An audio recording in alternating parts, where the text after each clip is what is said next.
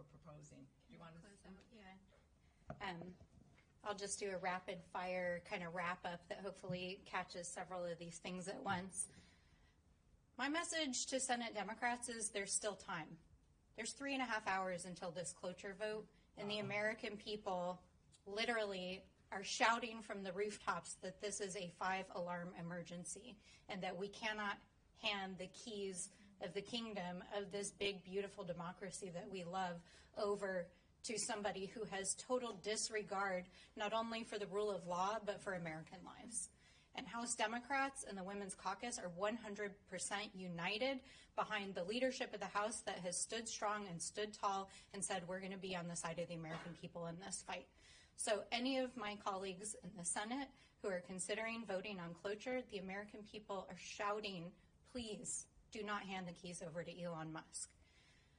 With regards to women who may be thinking of running, I want to just add my 2 cents. I'm really glad that you asked that question. If you are thinking of running for office right now in America, answer the call and run because your country and your communities need you. I ran for office in 2018 because that was my protest against what I saw as the dangerous administration of the first Trump administration. I never intended to run for office. And like so many women who are literally standing behind us, we answered the call because we knew that our communities needed us.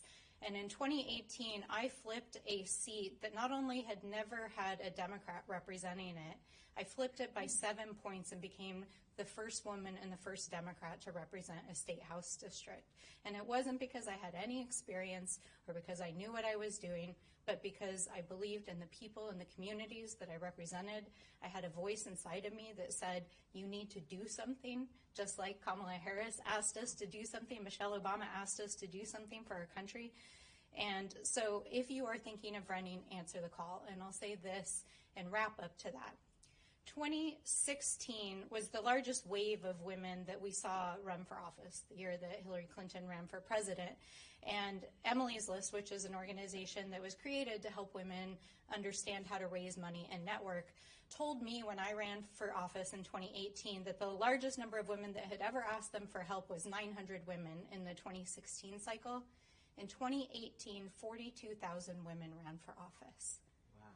Many of them are standing here today because something happened in 2018 that shook America awake. And we're living through that same tidal wave right now. So when you imagine what's going to happen in 2026, when you imagine all of the women, all of the people of color, all of the LGBTQ+, all the working class people who are being shaken awake right now and realize that they have to do something, I say answer the call, run for office, save our country. We need your voices. Don't be afraid because we've got your back and your country needs you. Amen. Thank you. Thanks, everybody.